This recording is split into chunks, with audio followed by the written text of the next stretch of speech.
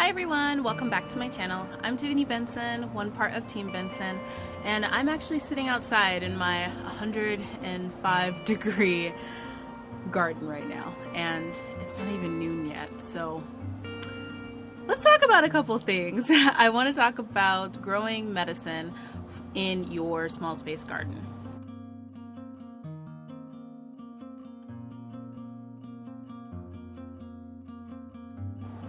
Okay guys, so it's super hot, so I'm sitting underneath the shade, and I have my whole garden underneath the shade cloth, which I will show you guys.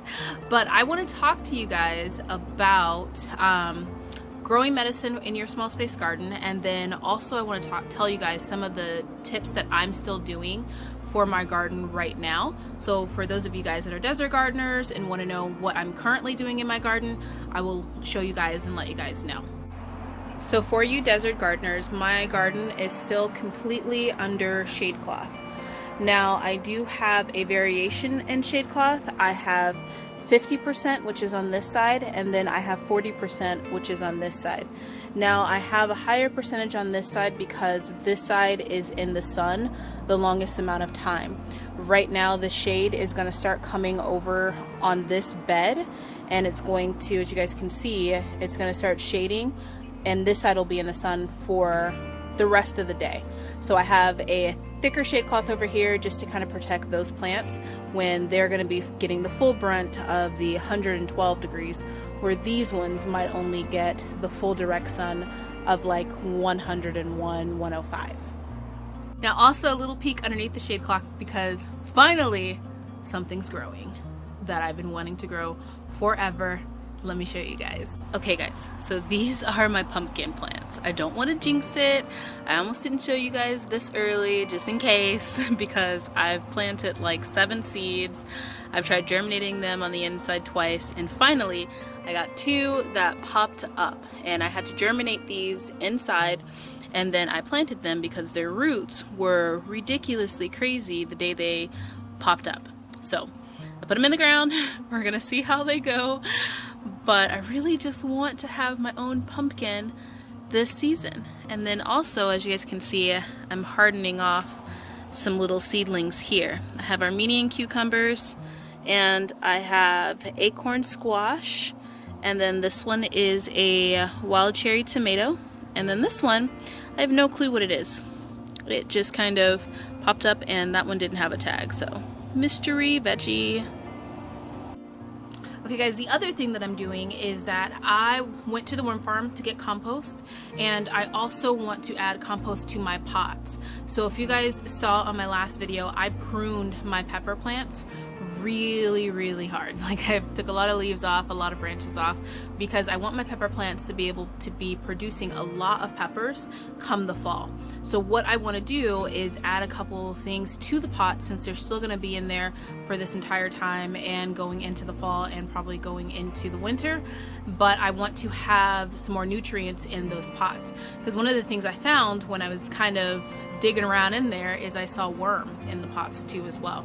So I went and I got compost, but I'm also trying something new because I talked to people at the worm farm, and I'm gonna try this.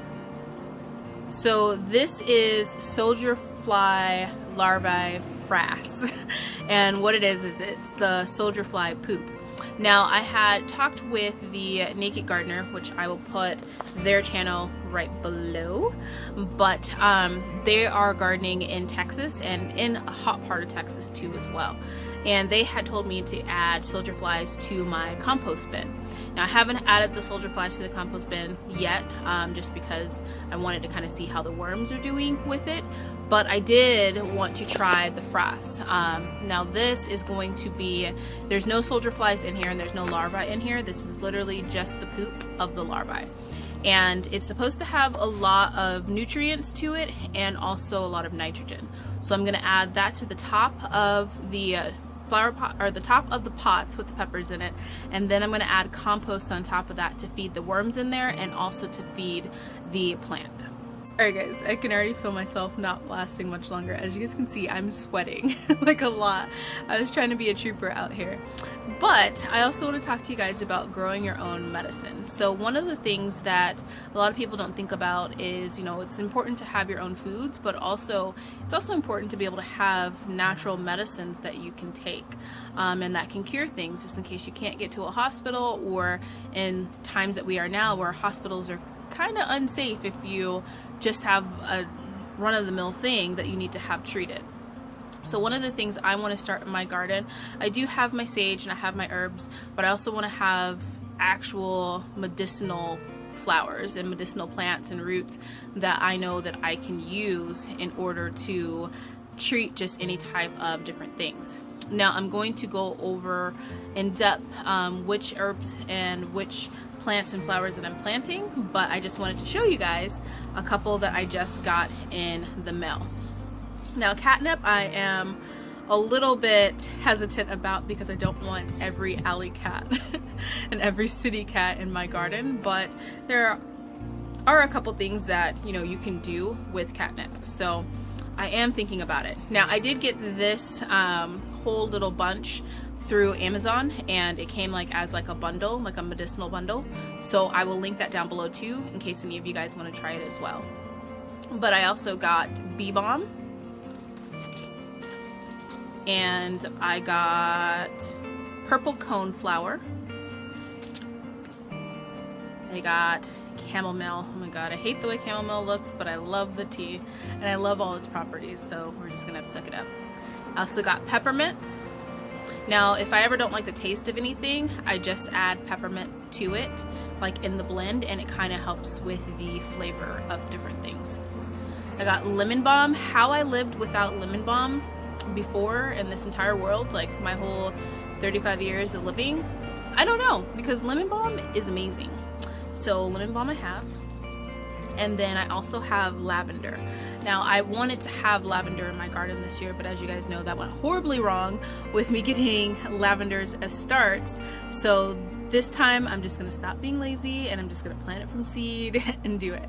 And then I also got one of these like small Jiffy Pea pellets for flowers.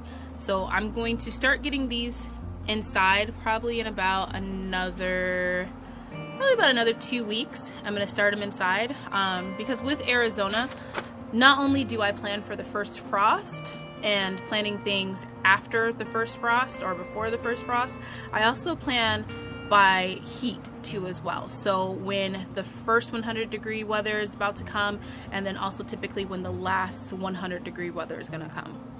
So just a couple tips for you guys. I have my shade cloth up all the way until our weather is 95 degrees. Now, if my full garden was full sun, which it is not, my garden's on the west side of my house, but if it was full sun, I would probably have it up all the way up until it was 90 degrees in the day.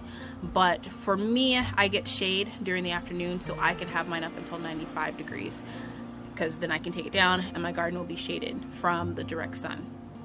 And also I am starting to water twice a day. I do now. When I start getting to the 110s and it's consistently 110, 111, 115, I want to make sure that my ground does not get dried out and that there's plenty of water for the plants, especially the ones in my pots. So not only do I have everything under shade cloth, but in the morning I will water everything super deep, like put the water hose on soak and just let each plant has its full drink.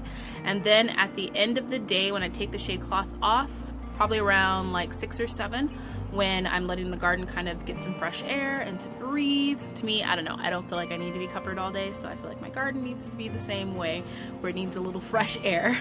But I will water the garden too as well. So I hope those tips help you guys, and I will give you guys an update on how the soldier fly frass is. And until next time, grow yourself a garden, because even a small space can grow you tons of food. Bye guys.